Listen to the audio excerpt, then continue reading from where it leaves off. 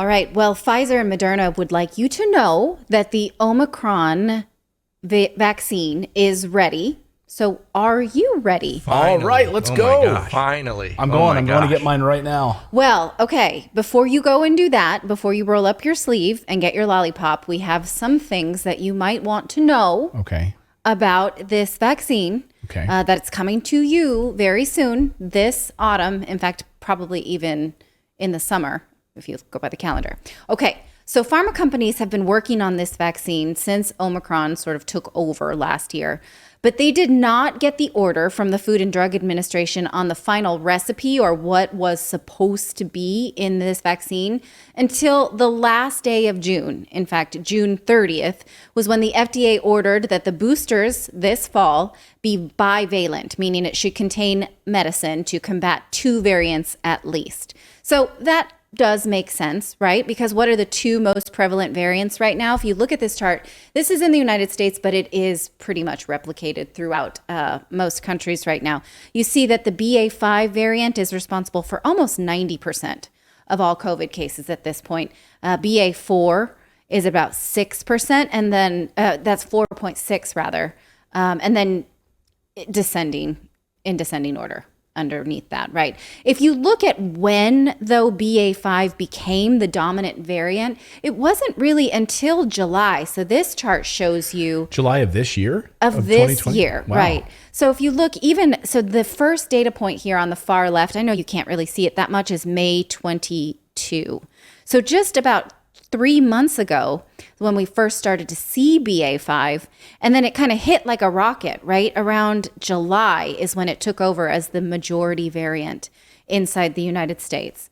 So BA.4, though, is interesting. If we could just keep that chart up a little bit longer, has made its mark. So it's still in this upcoming vaccine, but it never was a dominant variant. What was BA.4 called again? You see, it's like the mint chip green. Is there BA.4, and then the darker green, like the seafoam green, is BA.5. So the mint chip green was never a dominant variant. So it was at the end of June when the FDA said we want this bivalent vaccine to have BA.4 and BA.5, right? And it was based on the fact that they thought maybe BA.4 would be a bigger hit than it was, and it wasn't. So let's first address the Pfizer vaccine, since this is the vaccine that has BA.4 and BA.5. The Moderna one does not, and that's very weird, but we'll get to that in a second. So Pfizer has sought approval from the FDA for their bivalent vaccine to administer based on emergency use. Okay, put that in your back pocket. Wait a minute, do we still? Use. Okay, no. Why would I put that in my back pocket? Because I want to get to that data. I don't have. I told you to hold your horses. Okay, I'm putting it in my back pocket, but I want to go and get this jab. I want to go. Hold your horses. Can I get it rectally? Maybe. I don't know about that. Yeah, someone just said in the chat. Yeah, I'll take it. I'll take it rectally. Okay. No, I'm not going to do that. Go ahead. So, what data does Pfizer have on this new bivalent vaccine? Clinical trials?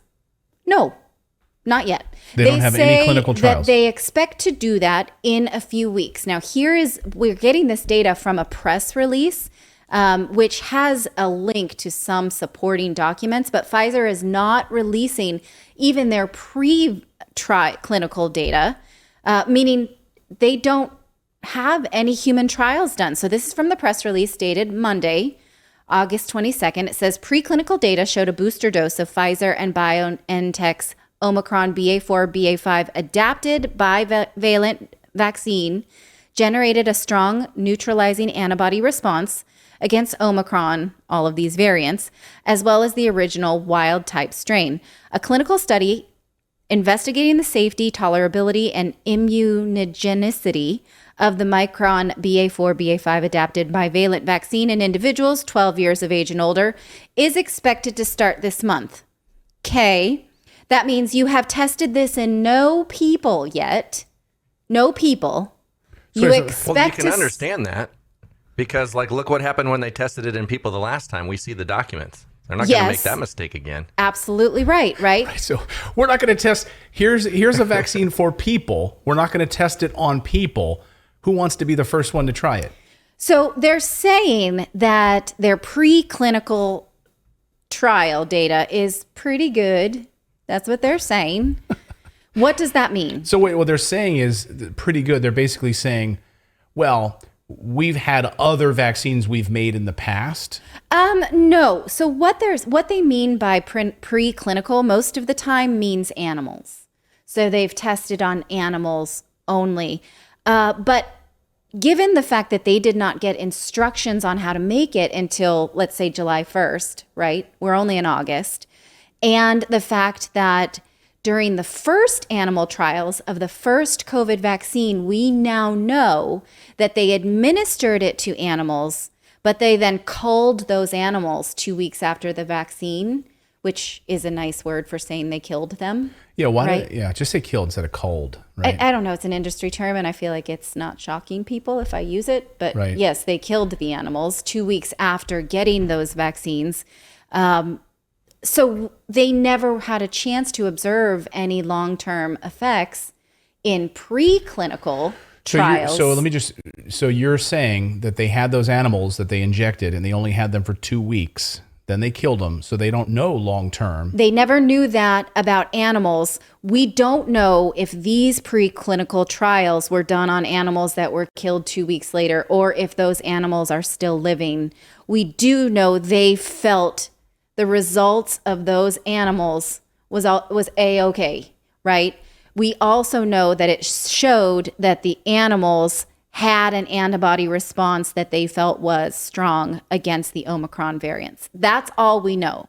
Pfizer won't give us the data for preclinical trials, only they admit that they have not done any human testing, right? So did this happen? You know, we don't know if there were obviously it's too soon to know any long-term effects in any preclinical trials because it's been less than 8 weeks that they've even had the recipe instructions. They don't even know that for the first ones. True. Long term. Right. So you would think because that was one of the big criticisms, right? A lot of the doctors we've spoken to on this show and others, right? Dr. Peter McCullough, and many others who look at this long term. First of all, I'm not comfortable signing off on this until I've had at least 2 years of data to look at. Yeah. Right. So when you only have a few months to look at. No, in this instance, we're looking at a few days. July 1st is it's August 23rd right now. That's about 7 weeks. And I think part of the story is going to be going forward is that we no longer need 2 years. Like this is what we're learning is that they have now found this magnificent loophole to make billions of dollars, shorten the window. Wouldn't we love to see the court documents? I would love to see the internal discussions about how they now realize they have carte blanche to be able to push these things out as quickly as possible using emergency use authorization, not having to go through long-term clinical trials, and be able to make billions of dollars in a short amount of time. Right. So you would think... Go ahead. What were you saying? Well, I was just going to say it set a precedent. When they first were able to do that, they're like, oh, we can bypass all this stuff as long as there's not another drug. And if there does happen to be another drug, all we have to do is marginalize it, make it sound like it's evil, and then we can keep this. And the FDA is willing to get on board and even hide the data for us. Well, you make a good point about the FDA. So I want to talk about this because you would think the FDA would say, we're not really comfortable approving a vaccine that has no clinical trials, right? But in this case, that's not really true. In fact, the FDA told vaccine manufacturers when it released the instructions for this bivalent vaccine, they said they're going to be A-okay with this, even if there are not full clinical trials. This is from the FDA press release, that instructed them to make the bivalent vaccine that, again, we're telling you came out on June 30th. Vaccine manufacturers have already reported data from clinical trials with modified vaccines containing an Omicron BA.1 component, and we've advised them that they should submit these data to the FDA for our evaluation prior to any potential authorization of a modified vaccine containing the Omicron BA.4/5 component. So they're saying we already saw a vaccine with some clinical trials that had Omicron BA.1.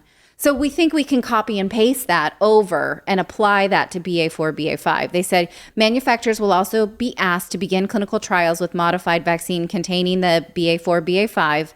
as these data will be of use as the pandemic further evolves. So they're saying we will eventually want them to do clinical trials, but that's not a precursor to approval. They say they want these trials to happen, right? But not first. So if the FDA approves, I'm sorry, let me just, so if the FDA does approve Pfizer's application from yesterday, they've all said, Pfizer and the FDA will say it will be available immediately. Okay. No clinical trials, but available immediately. Go ahead, David, what you're going to say? Well, I was just going to ask, where's the emergency? Yes, I do want to show you the data on the emergency. So, but first, let's talk about the Moderna Omicron vaccine, because this one, on the other hand, does not have BA4, BA5. In fact, this booster is based on BA1. Wait a minute. So you just showed us a graph which shows that the dominant strain is BA5. Overwhelmingly is BA5, and even some of it is BA4, but not predominantly. So BA5 is the number one. Yes. Right? That's the one that gives you the sniffles now. Right? Yes. Can we put that graph back on the screen? Yeah, that one up there, Philip. So that one where's the BA5 in this? Is the mint chip ice cream one. All green. So that's the big one. The seafoam green is what we called it earlier. Okay. Is BA5, the big one, right? Okay, so that's the big one. Yes. So now this new Moderna vaccine based on BA1, which you can't even see because BA1 is because like the gone. rose pink is BA2. It's gone. Yeah. Which we basically don't have any, right? So who's signing up for the Moderna vaccine? In fact, in the US, the first chart we did showed that the percent of cases this week of BA1 is 0.00. Yeah, that chart. So, I mean, people wake up. Yeah, people are going to be like, that vaccine is so BA1. Like, I'm not. Right. Yeah. So yesterday. I'm on to but BA5, man. At least Moderna did do clinical trials. Oh, but on the BA1 vaccine that no one needs anymore. Of the BA1, but let's look Which means they just caught up. Right. But can you put the next screen up? Look at their sample size.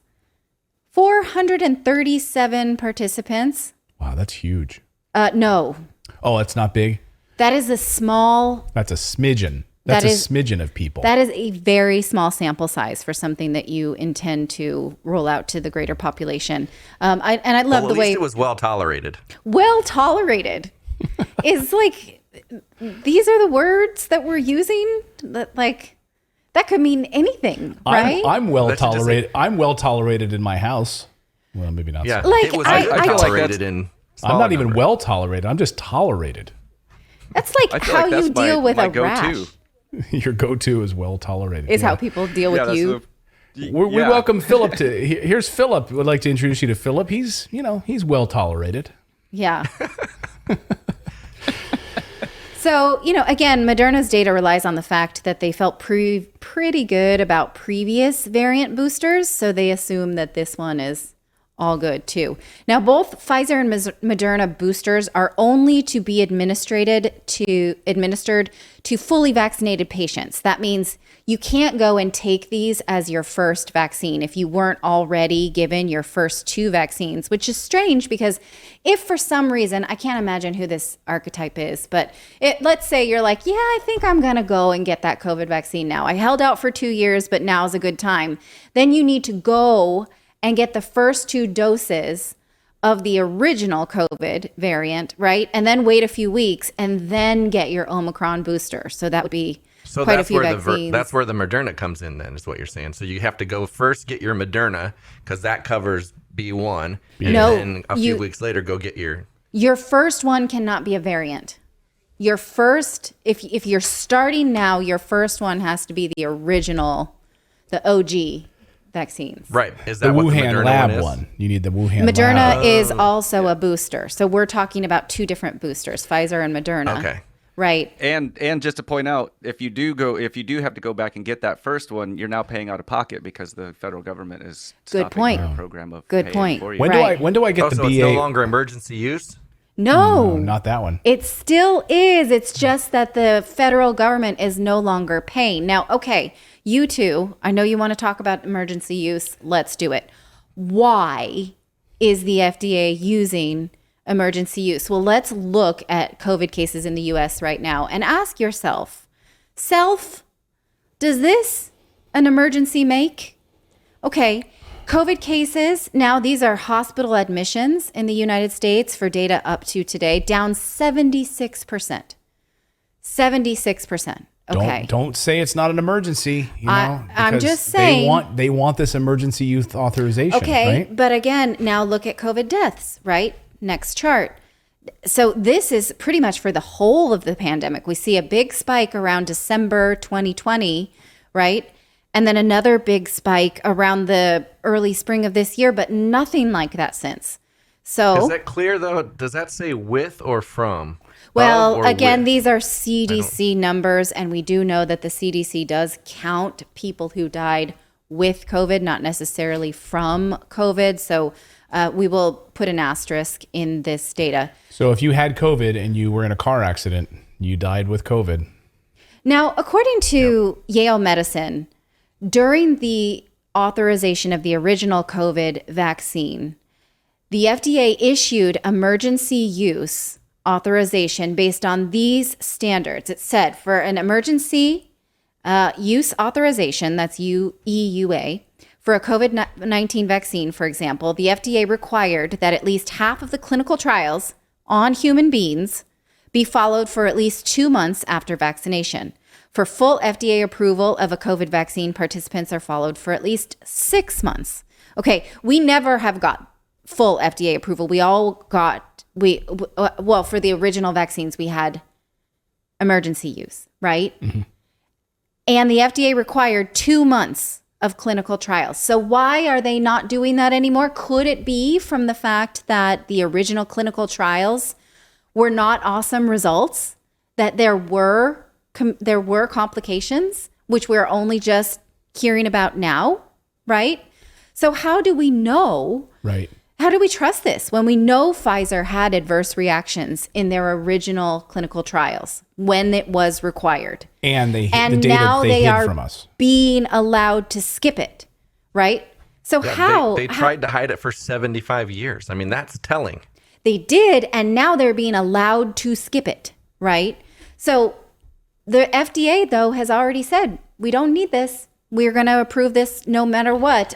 This immunobiologist, Deepta Bhattacharya from the University of Arizona College of Medicine in Tucson was talking about this approval process and said, we're going to use all of these data that we've learned not only through the vaccine, but decades of viral immunology to say, the way to be nimble is we're going to do these animal studies, right? Meaning omitting human studies.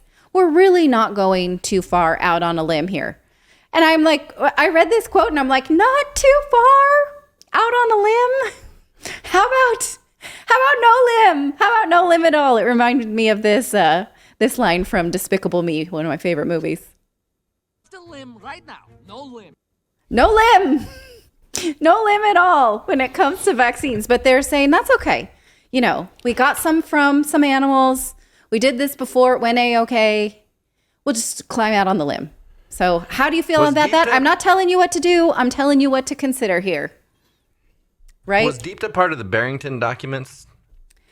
In this sense, this person was quoted on behalf of the speaking on behalf of the approval process for the FDA. So I'm not sure. Gotcha. They've learned their lesson. This is how government operates, right? This is how Congress operates. That they learn their lesson by making something public, by giving us the approval process, by going through clinical trials, right? This is what Congress does with the defense budget they don't want us to know about. Instead of having it up for public debate, they learn their lesson going through the Obamacare nightmare, right? By having months and months and months of dissections and public data about the Obamacare. We're going to start doing these behind closed doors and where no one has to public debate about it, where no one can even read the bill. And then we approve it in the middle of the night and the president quickly signs it. And then $400 billion gets sent off to war zones. So the same thing with clinical trials. Like, we're not going to go through all of that. Like, why would we go through clinical trials where we test it on people and then we have all of this data that shows that it's bad and that it really hurt people? And then people sue us to see it. Yeah. And then it looks like we're hiding it because we are. Why would we want to go through all that? Here's an idea. We'll just skip that whole process. where we don't actually do any of the trials and we'll just push it out. Well, it's no wonder then when you look at vaccine adoption in the United States, it's very low, especially for boosters, right? So full adoption of children is only at 30%. If we can throw this chart up, full adoption of teenagers, 60%. It's 65 and up is the most vaccinated population and the most boosted. But even that, like booster rates are fairly low, right? People just don't want this because we're tired of stories like this that do not inspire trust. And so it's interesting that the media will spin it like, oh, it's really too bad that people are just not choosing to take the vaccine, as if the media has an end goal to get you vaccinated. I have no end goal at all other than you make decisions that you think are best for your body based on honest data, which it doesn't seem we're getting. Right. Yeah. Well, and it's all, everything is brought to you by Pfizer. I mean, all the news shows and everything. So you have to feel like they have some kind of, pull on what is talked about there. And one thing that's really important too is the FDA the drug companies used to have a process they went through with the FDA to get approval for a drug. It was this huge circle and every drug had to go through it. But pharmaceutical companies were getting pissed off that they weren't getting the patents quick enough. So they cut that process in half just so they could get patents.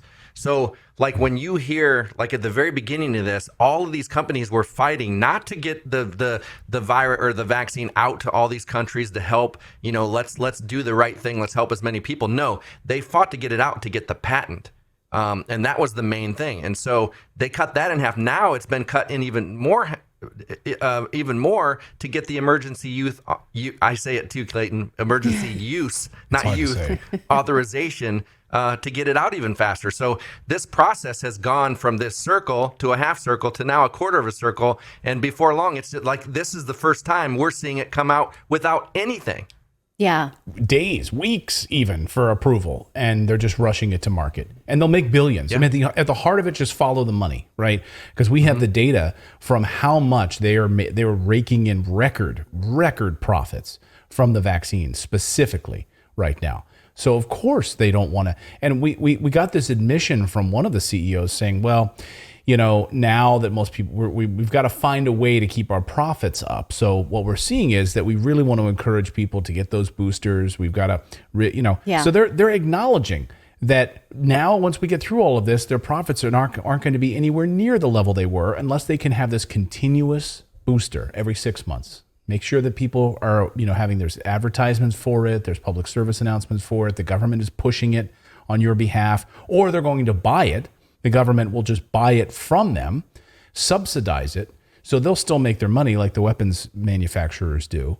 You won't pay for it out of pocket, but you'll be paying for it in your tax dollars. That's how. Well, I'm probably going to see one of those. Remember after 9/11, we used to go to the airport and you'd see threat level orange or yellow. Yeah. I'll bet you we're going to see something like that, like COVID levels orange. It's like, oh, we need to go get vaccinated.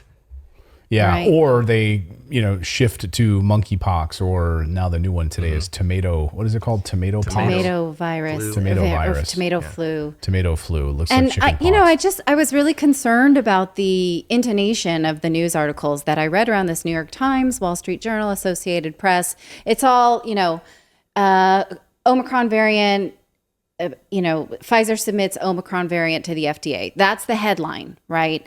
And it's not until you get almost 2/3 down most of those stories that it said they had a departure from normal trials by not doing them, right? You just don't get this as that should be the headline, in my opinion.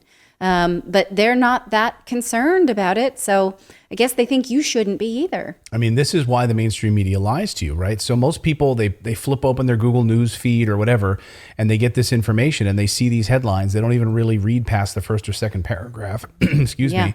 And that should be the headline.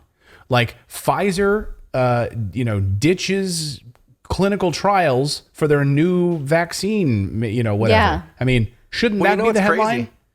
It is the headlines on your independent journalists. Like the thing that really pisses me off is when you first get an iPhone or you first, download a certain app, they give you here's our news sources, like Facebook newsfeed. Here's the news sources that we think are credible. And you're going to get the headlines like you guys are seeing. But like if they would allow third party independent journalists in there, we do have the headlines that people need to read. Yeah, when you sign up for one like Apple News or Google News, they give you like suggested news sources that they've approved. Like, well, here, what about CNN? Would you like CNN? Would you like Fox? Would you like anything other mainstream media? Would you like these sources? How about that? How about the Atlantic? And here's one that's kind of edgy, the Blaze. Yeah, right. They give you slightly. Well, I edgy mean, one. but that's the thing. That's the thing is like they're eventually you will see the independent news media like those headlines because they're slowly working with the tech companies to get rid of any dissenting voices anyway. So then the only people that you have left are independent journalists that parrot exactly what you're hearing everywhere else. Right. So or else get that's, punished the way we have when we, have done shows before about some of the clinical trials that we just did talk about.